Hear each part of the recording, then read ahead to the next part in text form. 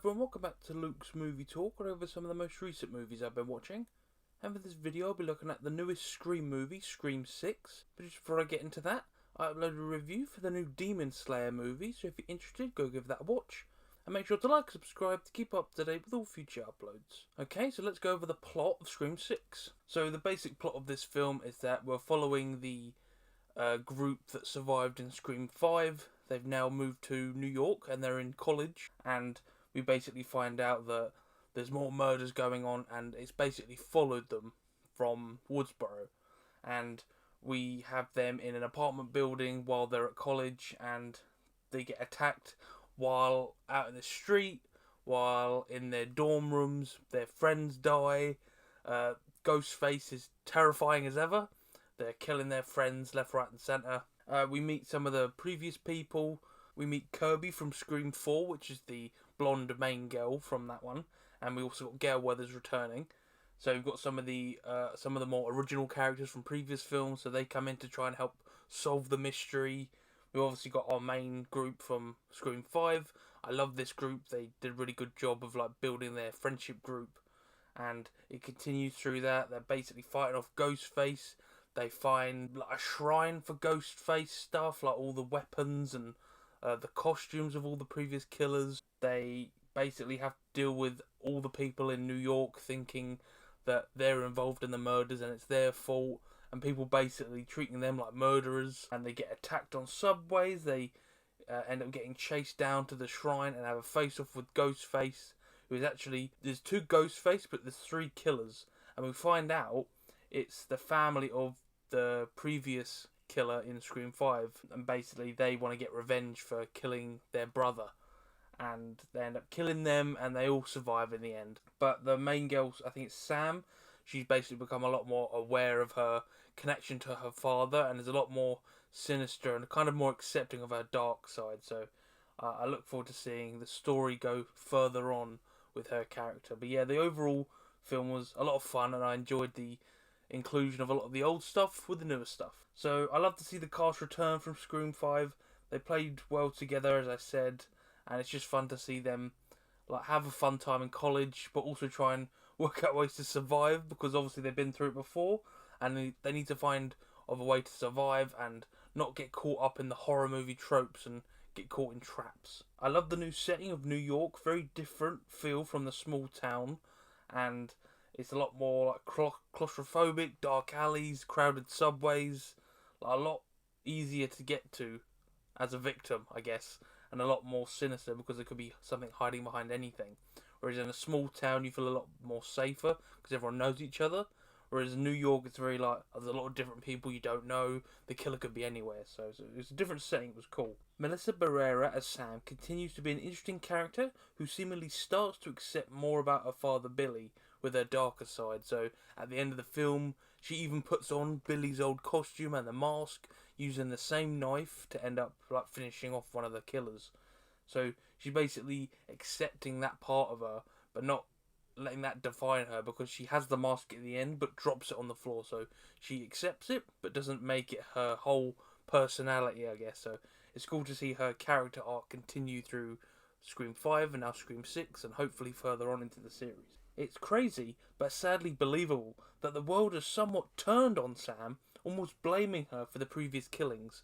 So the news eventually gets out that Sam was involved and she ended up killing the murderer, but somehow the internet has construed it as, oh, she was the one that was responsible and she's the killer. And her basically life now is having to deal with rumours and people spamming her with all this false information that, oh, she's the killer, she framed her boyfriend, and she's having a tough time of it because she has to also protect her sister as well from all this craziness. So she's having a tough time of it. It's great seeing Kirby from Scream 4 and Gail Weathers return, so we get some of the returning characters to meet up with the new returning characters, so we get a nice combination of everyone. So it's a cool look at the universe, how everything's interconnected. I enjoyed the kills and the gruesomeness. They don't hold back as you would hope, as it's a Scream film. So someone gets knocked off a ladder and they smack on the pavement.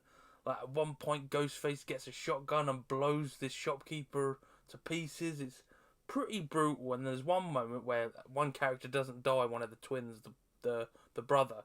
he gets captured, and they just stab him repeatedly. It is gruesome as hell, and he somehow doesn't die, but it's a gruesome act all the same. I love the connections to the wider lore and story, with callbacks to all the previous films, so especially when they go to the shrine, you get to see bits from Scream 1, 2, 3 and 4, like with the TV that killed Stu, you get to see all the weapons of the previous killers, like they're making sure that everyone knows that the Scream universe is completely connected in at least small ways, or not bigger ways as well, so it's really cool. I still enjoy the self-referential talk about movies and tropes in universe and in real life. So obviously they talk about I think it's the Stab films, the in-film universe versions of Scream films, and also they mention like Freddy Krueger and Halloween and Friday the 13th, and I love to see them like talking about it and referencing like, oh yeah, if you don't follow these rules, you'll end up getting killed. Like, oh, don't go by yourself, don't split up. And they end up getting split up and they get attacked. So you feel like the rules are being taken seriously. The final good point was that they leave some interesting threads for future films. So they mention, as I said, Stu. He gets mentioned like, oh, did he actually die? And I thought to myself, I thought he did, but they've said that, so maybe that's like a loose thread they might use in the future. Like, oh, Stu didn't die, the TV didn't actually kill him, electrocuted him, but didn't actually finish him off. So that could be a cool little thread for the future where he appears again and becomes the returning killer. And unfortunately, some of the negatives, one of the main ones is that it was sad to not have Sydney in this one. All the real world stuff with her not being offered a good enough contract kind of bummed me out that they couldn't get her in for this one. That was a bummer because it would have been cool to have her as a continuing thing through the whole series of films. The villains were either so obvious it wasn't surprising, or completely underwhelming. So throughout the film they go through all the tropes and stuff. Oh, it's the new friend, and it's the family members, and it was in the end. It was literally the new friend and the new roommate, and it was their father as well. So they basically just said, oh, these are the killers from the beginning of the film. So it was so obvious that they were going to end up doing it at the end. And it kind of underwhelmed because it was like, oh, so it was just them. It wasn't a big surprise like, oh, it was this left field character that you never would have thought of. No, it was literally the people they said would be the people that did it. So that was kind of like, oh, okay. Kind of a letdown. And the final point was that some of the characters had no right surviving, and only survived to make it a kind of a neat bow ending. Like I mentioned, the twin brother, he got absolutely torn to shreds by two of the killers. Like, they stabbed him multiple times. At the end, they just wheel him out of the theatre. Like, oh, he survived. Okay. And they just kind of cart him away. And then the sister got stabbed again in this film and survived. So I'm like, okay. Kind of weird they both did. And then Gail Weathers, I think she survived, because she got stabbed and they mentioned they had a pulse. So I assume she's still alive, but who knows? They don't mention it at the end, so I can only guess that she's going to be in the next film. But yeah, overall, even with these few little critiques, I had a great time with this film. Scream is such a fun franchise. They have fun with their referential stuff and like old tongue-in-cheek humour, like, oh, this is a movie, but it's not.